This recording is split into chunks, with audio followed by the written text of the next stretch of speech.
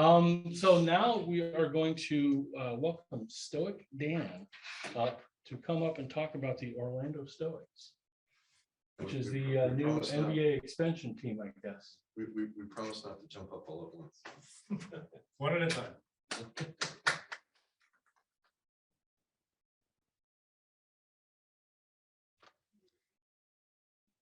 Thank you for loading my presentation. The topic today is business ethics.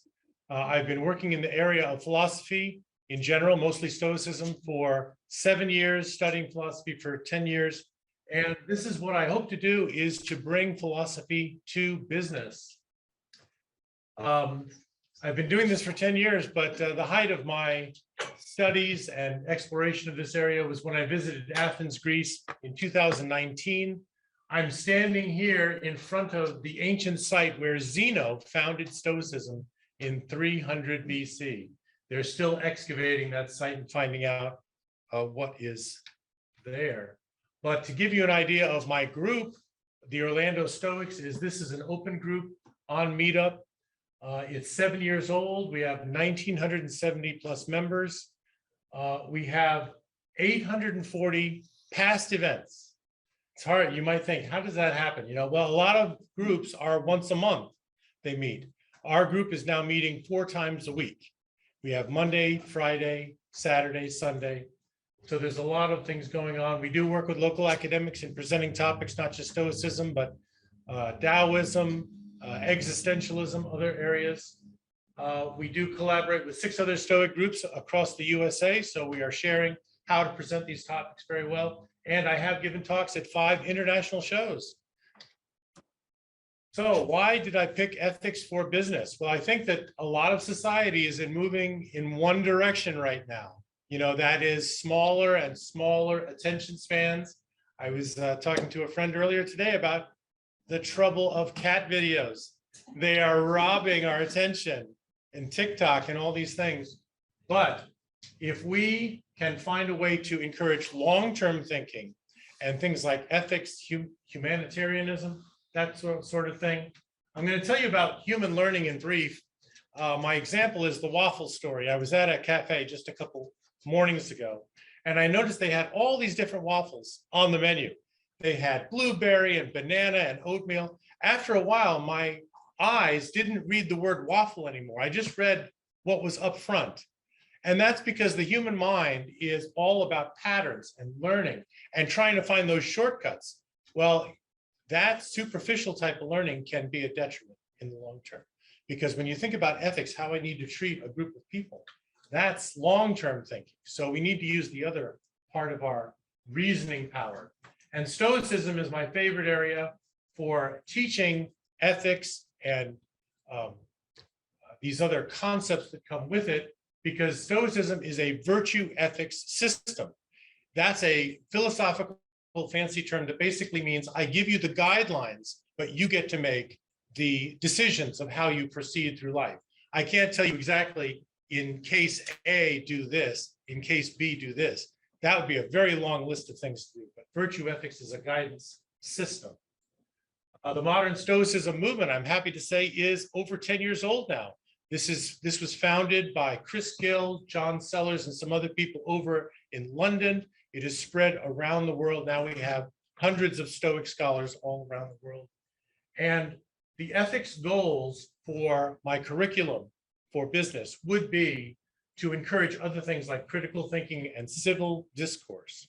Those are things that we need now. All right, well, business ethics has a lot of applications in business. I'm not going to go through all these in detail, but inside of business, it can help build better scenarios for officers and employees.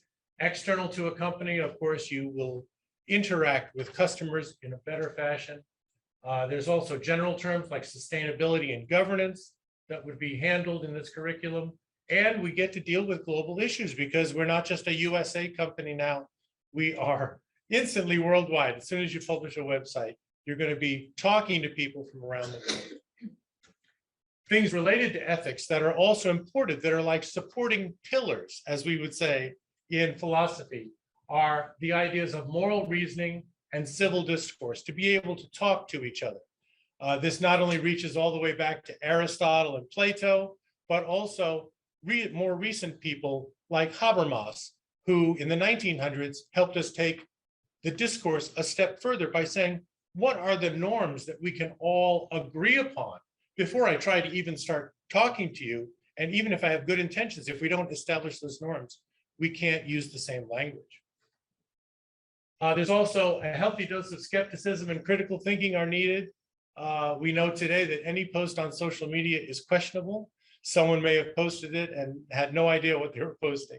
So we have to be skeptical about those things. Some of the teaching tools I've found over the years are literature, sci-fi, Star Trek, and other topics like that, modern psychology with terms like cognitive bias. And in general, we are searching for wisdom, things that the Stoics, the Buddhists, the Taoists, even the minimalists have found over many years of practice. We're all headed in the same direction if we study these things. We just have to take time to train and practice them. So I prepared a lot of slides on this. I don't want to run too long today, but realism is another teaching of Stoicism. We have to realize we cannot get to success, big success in a shortcut. It takes a lot of time. This quote by Seneca at the bottom of the screen is very telling. He says, unimpaired prosperity cannot withstand a single blow, but he who has struggled constantly with his ills becomes hardened through suffering, and no misfortune makes him yield. That's a great thing. We also, as Stoics, we practice persistence. We all know the sales school, the popular story of if you try to get 20 no's on the telephone cold calling, you're going to get one yes. Well, Stoicism is like that, plus reasoning, humility, also knowing the life stories of Stoic people through history. The main three Stoics that we study at Orlando Stoics is Seneca, who was exiled most of his life and wrote some of his greatest works during that period. Epictetus was a slave. He was born into slavery, and yet he became a great teacher. And Marcus Aurelius, even though he was emperor of the Roman world, he still had to deal with plagues. He had great difficulties. All right, tranquility. This is one of Dan's circles on the right here, that if you start with an obstacle, but you keep calm as a Stoic, you're able to apply reasoning, and that keeps feeding that good cycle. That's one of the reasons why Stoics are calm. They keep their calm. These are some of the Stoic virtues that have lasted over 2,000 years. This will be a major part of the curriculum. My favorite is moderation, the last one. That's the same thing taught by Buddhists. 5 steps to Stoic discipline. These are 5 great ideas that I've accumulated over years of organizing the group. And these are things that brought people to the group and kept them coming back. How to handle obstacles, being persistent, practicing voluntary hardship. All of these things really open some eyes in our discussion groups. And I'm going to end today with this quote by Marcus Aurelius. Marcus Aurelius was known as one of the good emperors of Rome. And in his book, Meditations, which by the way was his diary, he didn't meant for it to be published, but in his book, Meditations, in chapter 2, he starts with these words: when you wake up in the morning, tell yourself, the people I deal with today will be meddling, ungrateful, arrogant, dishonest, jealous, and surly. They are like this because they can't tell good from evil, but I have seen the beauty of good and the ugliness of evil and have recognized that the wrongdoer has a nature related to my own, not of the same blood or birth, but of the same mind, and so none of them can hurt me. Now, he was an emperor. He could have been like Nero. He just said, kill this person. I don't want to have to deal with them. But Marcus Aurelius, as an emperor, was forgiving. He understood that we needed each other. And so this is another important part of the Stoic teaching. So I thank you for your attention today. And I ask you, the next time your attention is threatened by a cat video or something short on YouTube, think about a philosophy program instead. You're all welcome to attend Orlando Stoics. We have meetings on Mondays, Fridays, Saturdays, Sundays. Saturdays, this coming week, is going to be our in-person meeting at Imperial Wine Bar on Ivanhoe. You can also reach me on YouTube. That's where my videos are posted. And on Facebook, I'm Stoic Dan. So thank you for your attention.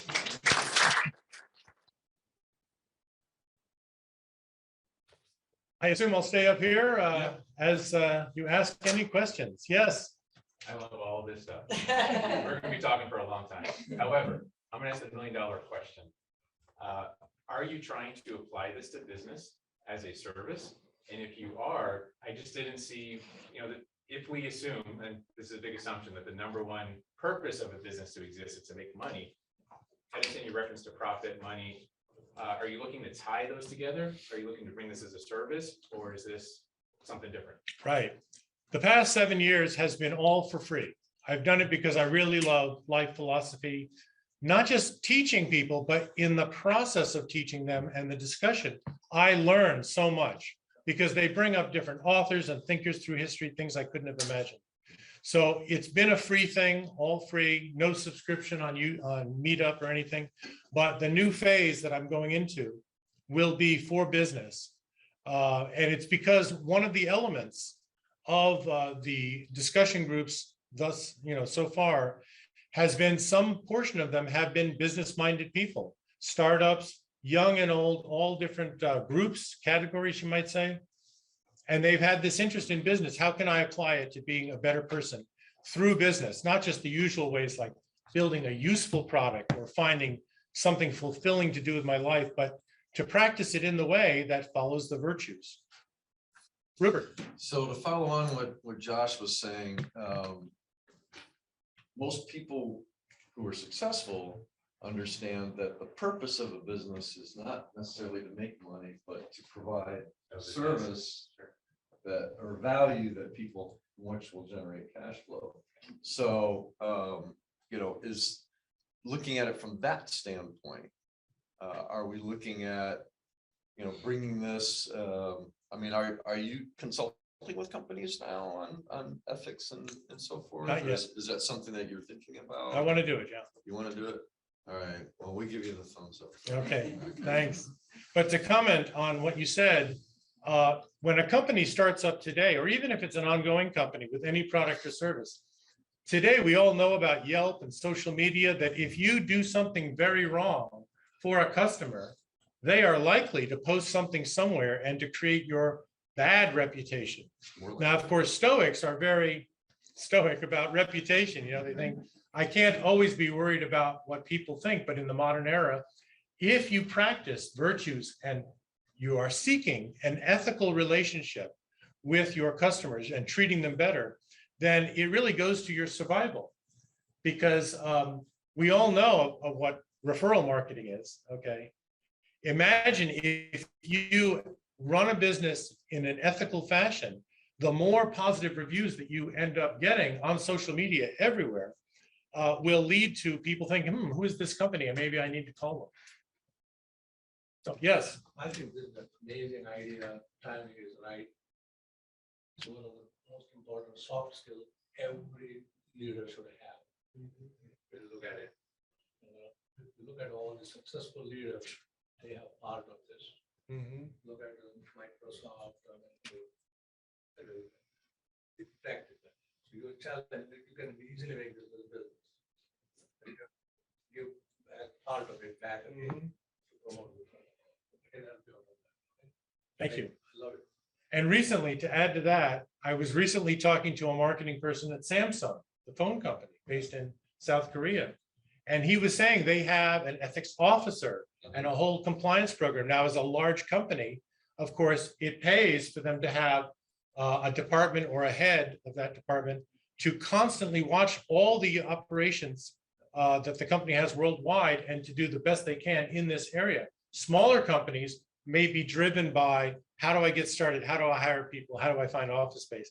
But they have not been taught philosophy necessarily in high school or college. So we need to fill that in. We need to provide that. So if somebody like Samsung has an ethics department, they probably treat ethics as a process. This is a system we're going to apply, and there's a checklist, and you have to check all these boxes off. But you want it to be more foundational, more ingrained with us, sort of like just normal human ethics. We know not to murder people. That's not something we have to check up to. I didn't murder anybody today. I'm good. We know this. And so how do you make this philosophy more ingrained in that same way. Right. Well, my training is with all of the Stoic tools that we have. We call them tools, like a toolbox. Every day when I'm walking around, I carry this toolbox with me. I know if something in this sort happens, I have a tool to deal with it. You know, like let's say someone has road rage and they come at me and they try to make me upset as well. Well, I know from Marcus Aurelius that only I can make me upset. Okay, they should not be able to control me or pull my strings. Remember the logo in The Godfather, those strings that hang down at the beginning of the movie? Pulling your strings. Well, that's a basic human behavior for now thousands of years. They become your master if you let them. So just this one idea alone is one of the most powerful Stoic tools. You realizing I am not going to get upset. I'm going to stay calm. I'm going to look for a reason. I'm going to look for a solution. I'm going to apply my mental faculties, my fire, my life force to finding a solution to something rather than making a situation worse. So those are the kinds of tools that I would be teaching to a business ethics class, things that can be applied to business. On that exact point, I never realized Stephen Covey used Stoicism in his book, The 7 Habits of Highly Effective People. That was the first personal development book I ever read. But my question is, why are you the right person to bring this to the world? I know it's in your name, so all right, you got a little bit going there, but like, why do you care so much about this? Why is this so important to you? Yeah, well, it's I must admit, when I was young, I would think philosophy and history and all that stuff is boring. Okay, as a young person, that's who I was. But when I became a certain age, I realized, gee, I'd never read the classics. Things that have lasted for so many years. They're not just called classics, you know, for trivial reasons. These books were teaching kids 2,500 years ago, like the Iliad, the Odyssey. They taught values back then. Now today, we have an interesting term called the life hack. People love life hacks, like, oh, this is so neat. I can shortcut something. I can fix a problem I have with a life hack. But you know, that's what philosophy is. That's what wisdom is. It's ancient life hacks that we've somehow kept track of because they're really useful for the last 2,500 years. And so people kept writing them down on scrolls and tablets until it became books. And then Gutenberg came along. And then it transformed into all other belief systems. You might say, like, not just the Stoics, but I mentioned Taoists and Buddhists. We've studied those areas in Orlando Stoics. We also study the existentialists like de Beauvoir and Sartre. We study the American transcendentalists like Thoreau and Emerson. All of these people, they're on my radar because they were all influenced by the Stoics. And so those basic concepts carry forward into their thinking, but with their own words, with the way they express it. And that's why I love studying this. I just never get enough of learning about life. Yes, sir. Yes. Dan, when you guys get together, you're getting together 4 times a week. Toolbox. Sometimes you don't have the tool until you have to do the job, right? So you've got this toolbox of years of your jobs, correct? So you've got a tool in your box to be able to deal with a road rage guy or whatever. When you guys are meeting, are these topic meetings? Are they a long-term 5-6 meetings to cover a specific topic? And how would you take those into a business? You're just going to walk out with a list of, okay, if you see this opportunity, here's how you respond to it. Like, how does it transform from what you guys do in a collective open community to a business aspect? Yeah, that's a good question. Each meeting is self-contained. That's the way I write these presentations or these outlines of what we cover. So the concepts and the tools are mixed into each meeting. But the important idea, as you've to really answer your question, is there's a thing called a Buddhist practice. We've all heard of that. Someone who practices Buddhism realizes they have to do it every day, every week. You can't just think about, oh, I want to be a Buddhist. No, you got to put it into practice with intentional thinking. A Stoic and his Stoic practice is the same idea. You have to put it into practice every day, every week. And that's why we have frequent meetings, and we're addressing this lived philosophy from different angles. You know, like coming up on Monday, for example, of next week, we are starting a series on Epicureans. Now, that was the rival school of the Stoics, the Epicureans. I'm not talking about great cooking. I'm talking about back in ancient Greece, the Epicureans were the rival school of the Stoics, but they believed very much in moderation, as an example, and morality in life. And so we're going to study their angle in order to shed more light on these concepts and tools that we need to incorporate into ourselves. And at the end of the year, if you're part Buddhist, part Stoic, that's fine. Wherever you gather the tools that suit you, that appeal to your lifestyle, the important thing is you pick them up somewhere and you practice them. Any other questions? I was gonna say, I enjoyed our prequel to this presentation. They say that monks at a very young age, when they're 5, are taught how to breathe, because breathing is something that you'll need for the rest of your life.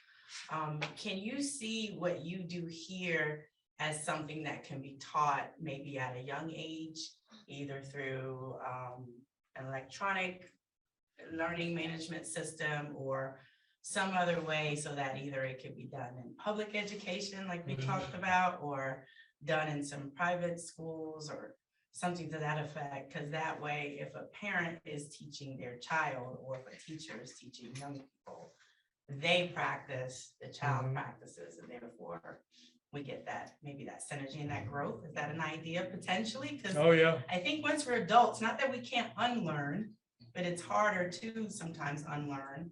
Whereas if we can learn it at that age of 2 and 5 and 3, perhaps. we Right. can I'm keep glad it to say the going. modern Stoicism movement has adopted this idea that we do need to translate or interpret the ancient teachings, which were written for adults, and to translate that into kids' books, basically, so that kids can learn, and through other, technology, of course, online stuff.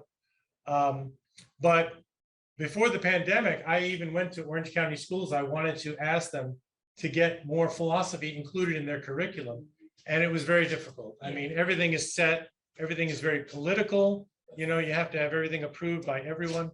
So I'm not giving up on that area. I'm glad to say that other Stoic scholars have made headway. Like, one notable thing for those who like to Google, there's a guy named Donald Robertson. He's from, I think, Nova Scotia, Donald Robertson, and he has written the first graphic novel for Marcus Aurelius. It's about Marcus Aurelius's life and his teaching. It's called Verissimus. Difficult spelling, but it's about the life of Marcus Aurelius, and it's available now. So that's one way to reach young people, and I think other things will be discovered as we go along.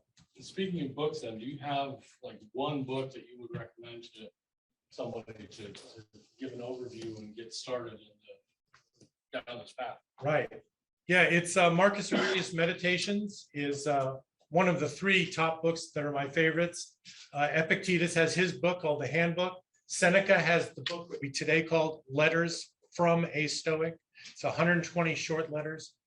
All of these books, Letters from a Stoic, The Handbook, and Meditations, they're all very friendly and accessible, as we would say, to the public. You don't have to be a philosopher. You don't have to know all the Latin terms to read these things, because they have very few terms included in them. It's all written as if a friend were writing to you and saying, here's how we can improve our lives. Here's how we can smooth out things. And so I'm glad to say, Marcus Aurelius and Meditations is also one of the books that young people, like teenagers and 20-somethings, when they talk to me like, oh, I know who Marcus Aurelius is, that's the book they said they read first, and it made an impact on their lives, because Marcus is very approachable. And by the way, at stoicdan.com, I do have a link on a page called the library page. All of these books are listed there, and they're free. They're online public domain versions. So you can start reading later today if you want to see like the first chapter of Marcus or the first letter from Seneca. Give it a try. If it appeals to you, keep reading. They're all free. I don't see any other hands up, so. All right. Oh, so- wait. I just want to say thank you for offering this service to our community. It takes a lot of time and a lot of patience and effort, so thank you very much. Okay. Talking about business ethics. I think for the entrepreneurs and young, as I'm in the line in between young and maybe the entrepreneurs need some titles, more commercial titles to listen, you know. Um, Entrepreneurs always needs titles like how the business ethics help you to the consolidated growth, for example, because in the real thing about a business ethic, if you don't respect some conversations or some lines conversations, you won't grow because you are not respecting the line on a company. So, for example, I work with many chambers of commerce in Colombia, and many small businesses tell me, hey, let's work directly. And I have to say, no, you have to work with the Chamber of Commerce, and Chamber of Commerce will call me. So that ethical moment will help you to grow. So when you tell this to the entrepreneurs, they will understand the importance of that moment. If you don't do this, you can grow with another chambers of commerce. Sure. So it's just Yeah, understanding the reasoning behind some process helps, but also to have a critical mind and think, maybe this process needs to change and here's why. And we can still cover virtue and ethics in our new solution. That's a great area to be explored. All right, I'll turn it back over. Well, I do have one more question then. Wow. And that is, what can we as a community do for you? Well, in the last 7 years, I've heard a lot of ideas on how to make philosophy interesting to people, and most important, the reason why Stoicism is my favorite is because it is a practical type of wisdom. We don't just sit around and talk about cool ideas from the past. We want to improve our lives with it. How can I put this into practice? And if you can think of ways to make this more interesting to business, to implementing it into business, then that's what I want to hear from you, because this is obviously, I'm not a closed-minded person. I'm always into new ideas, how to connect things together, how to improve our lives. Yes. Just a quick positioning thought for this. You know, the old wisdom is business and emotions don't mix, which I don't believe, but that's kind of the prevailing wisdom. Stoicism seems like the bridge between the two. It brings in the humanity and the emotion, along with how do I apply that and make good business decisions. So maybe there's something there that you can play with to make that the bridge, or make yourself another circle there.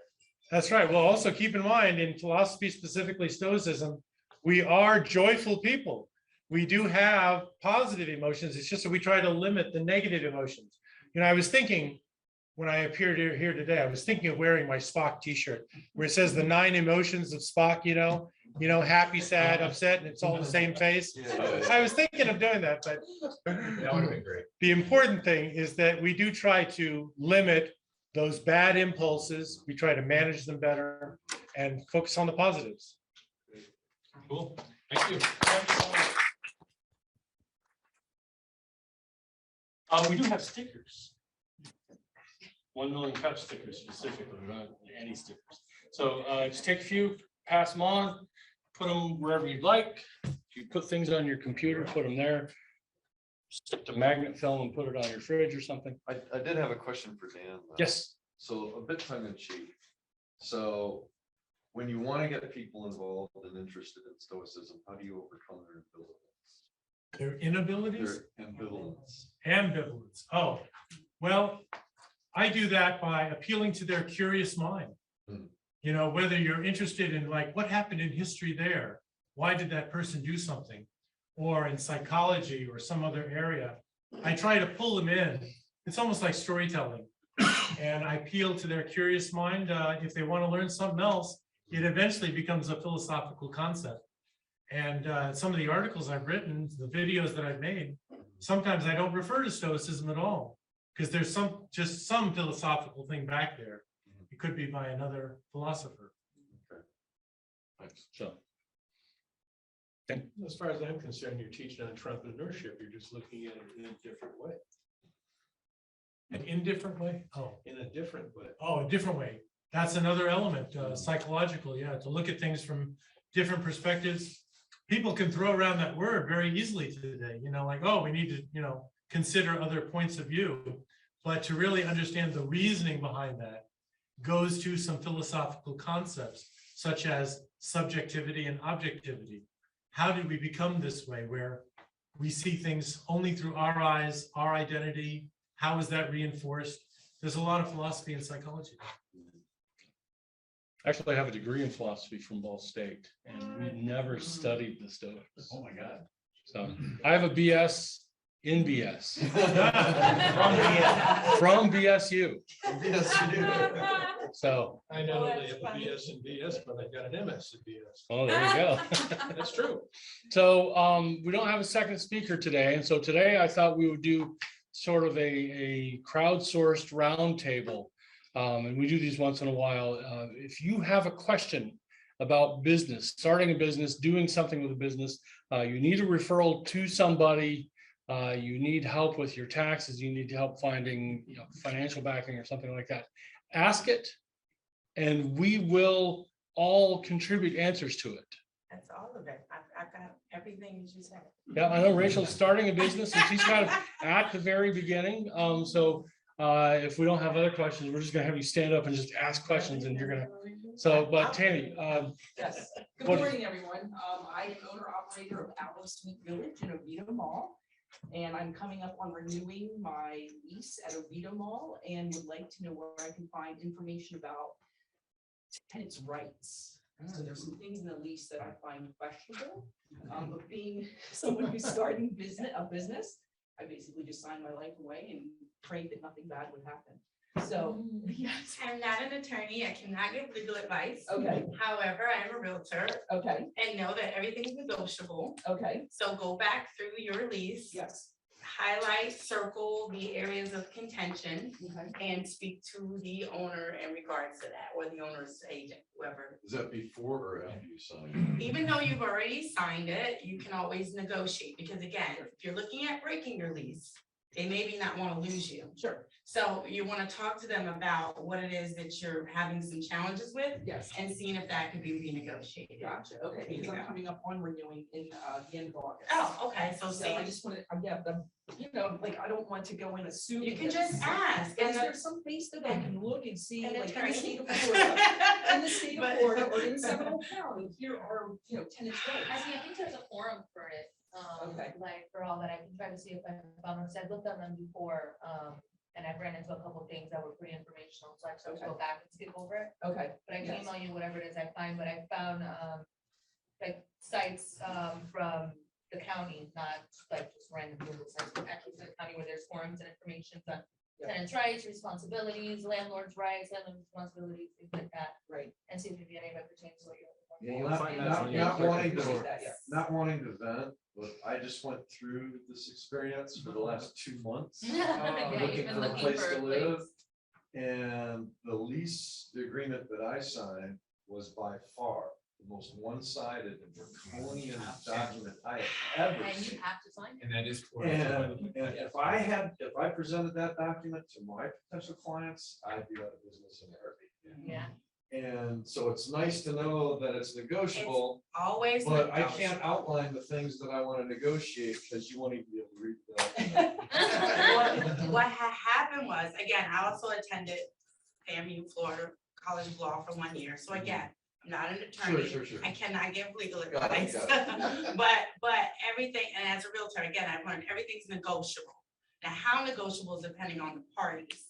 So if you've got areas of contention, bring up the areas of contention, ask hey, can we do this instead? I said, we got this, and just ask. They can say yes, or they can say no, or they can say, well, how about this? And then you draw up a little bit more of a customized contract.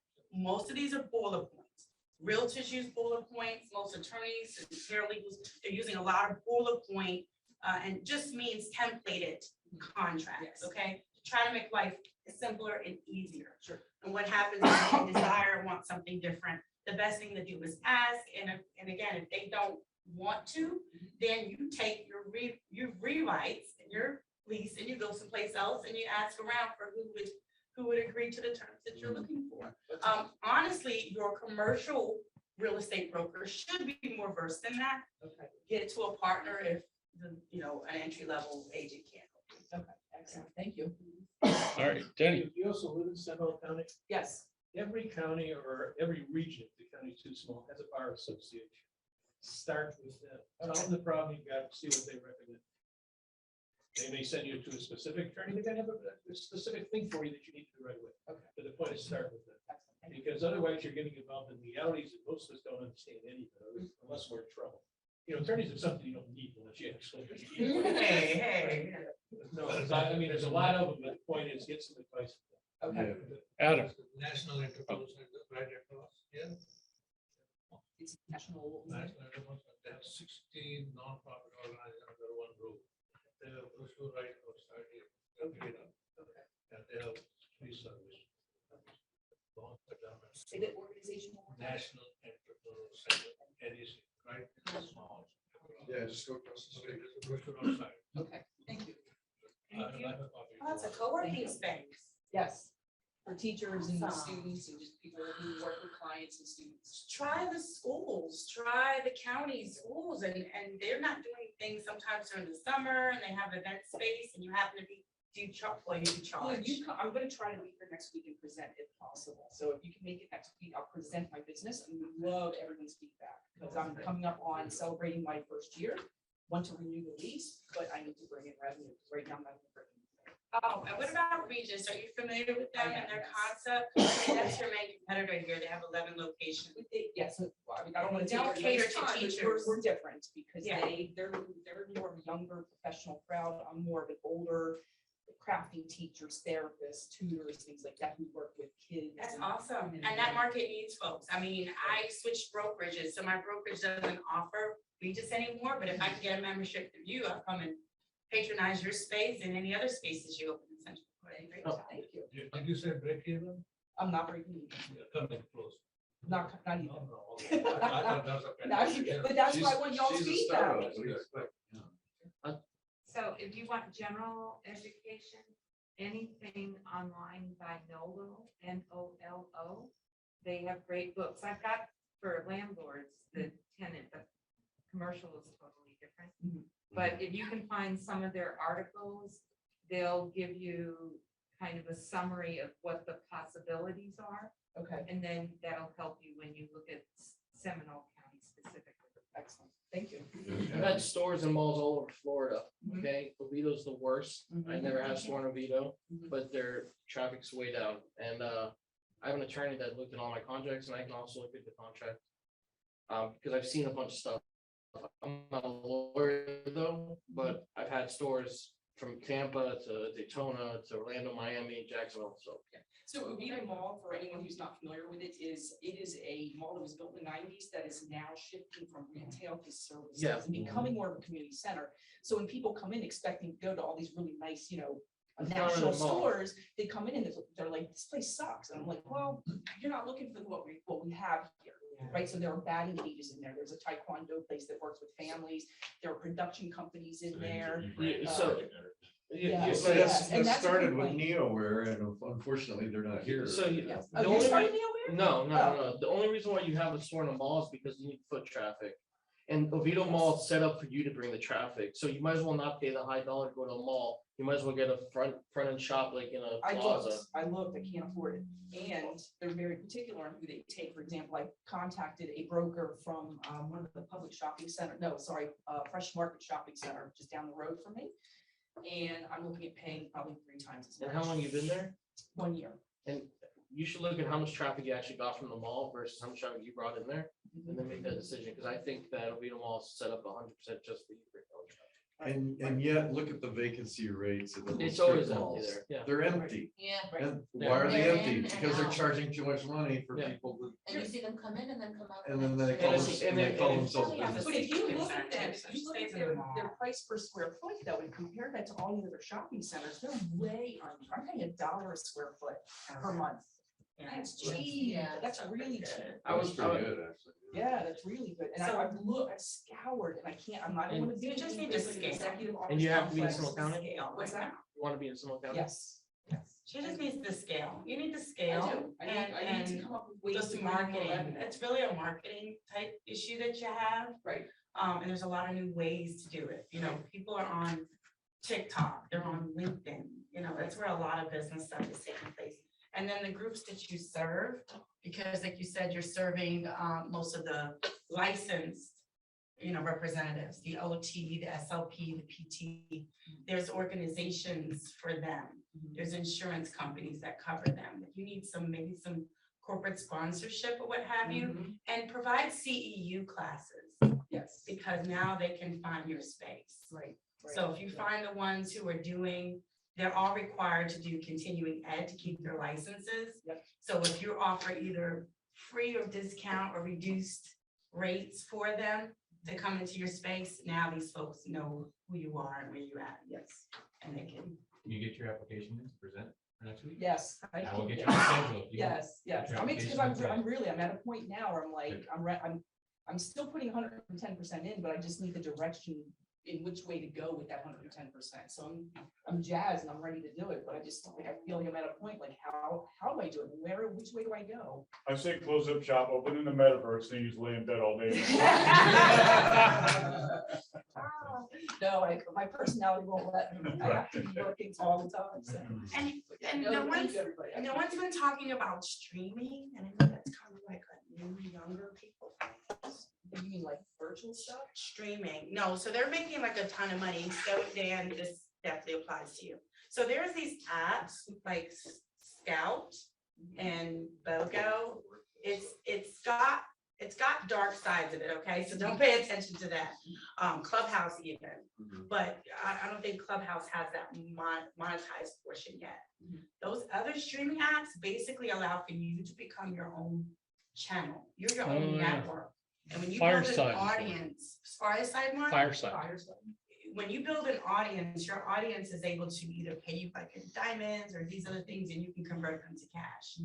What happens is when you have a conversation that may be like super important, that'll never be repeated ever again.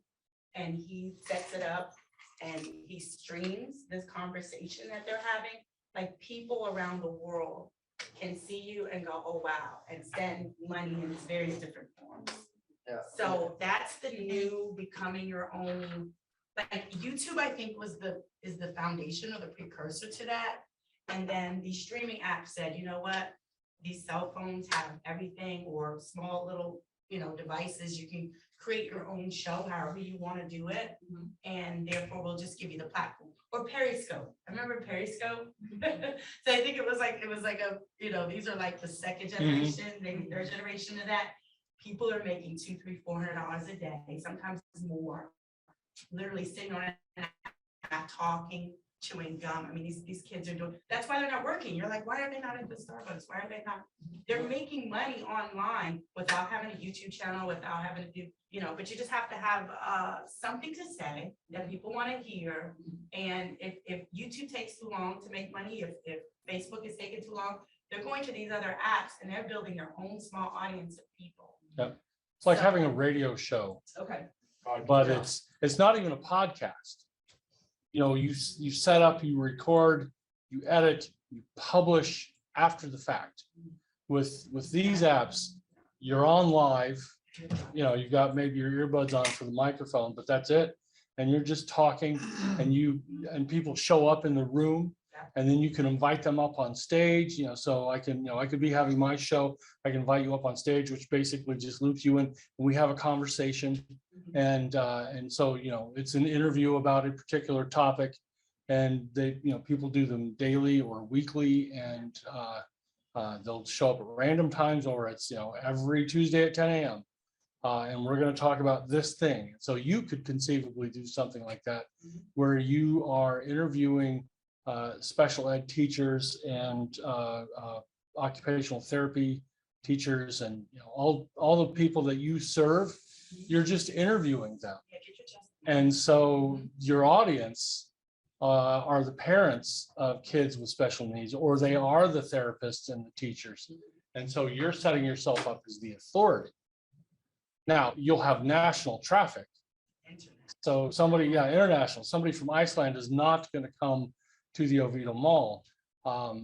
So it's not necessarily going to bring you a lot of traffic. It will build your reputation. It could build it because they can pay you through that app though too, so Mhm. you can build it there. And eventually you can monetize There's a your ton of videos. I don't know the name of They're that. still very new, so it's like a Bitcoin thing, like I said, it's new. And then again, there's a very dark side, so you're gonna find a lot of women half dressed, and you find all that stuff. you Yeah, know, I have a but- personal friend who uses it and he makes his living off of that. I mean, he just, I don't know. Fireside is one I of don't follow Muslim. Scout, SKOUT is one, I think the other one is BOGO Live.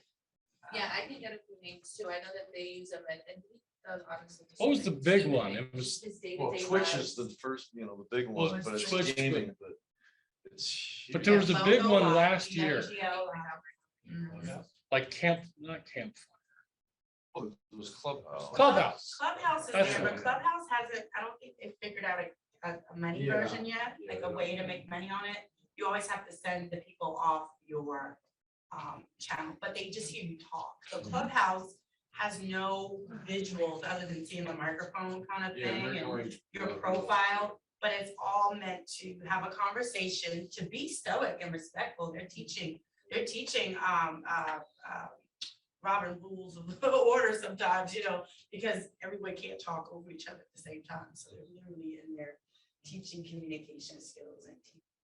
Another site is called Swell, SWELL, which is audio only. And I used to do some presentations on there where you post your audio, like, 1 or 2 minutes of talking, and someone else replies to you. It's like a Facebook with audio. They haven't figured out the monetization either. My advice, because there is many ideas, is to do a omni-channel roadmap. Okay, as audio, video, apps, because it's complicated to do the first step. Okay, in presence. So the law is to do a presence, to have more visible. So do a roadmap, omni-channel roadmap, and put all of these apps and start looking one by one and how the information that you already have, you can use in many of that places. So it's just like Excel, do it like videos, apps, audio, and this one is really good.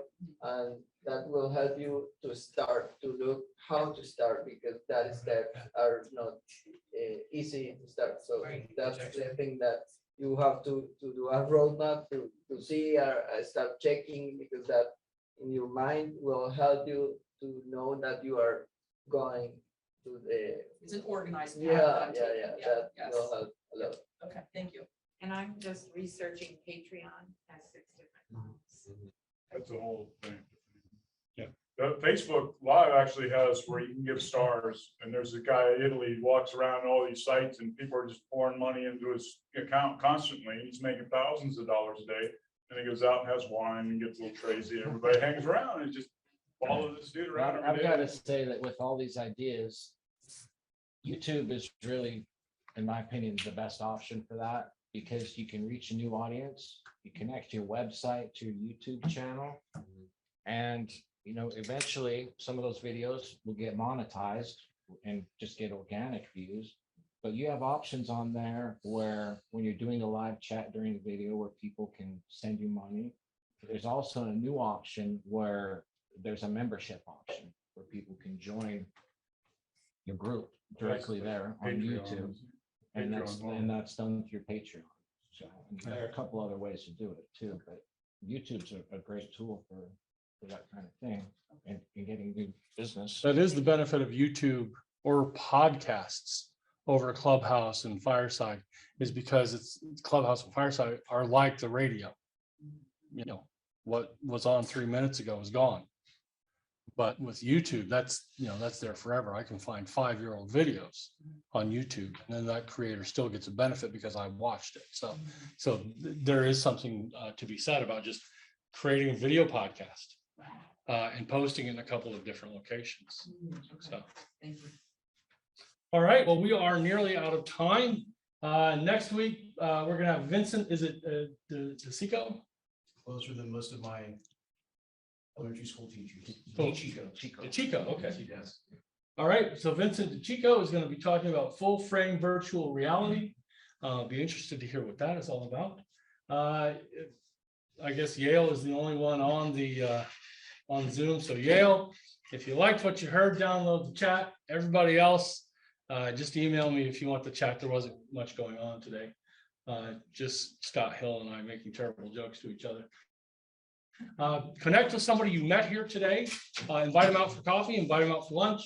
Join us on meetup.com. It's 1 Million Cups Orlando. We're on Meetup, we're on Facebook, we're on LinkedIn, and I post the news about the next event on those channels. So be sure to find us there.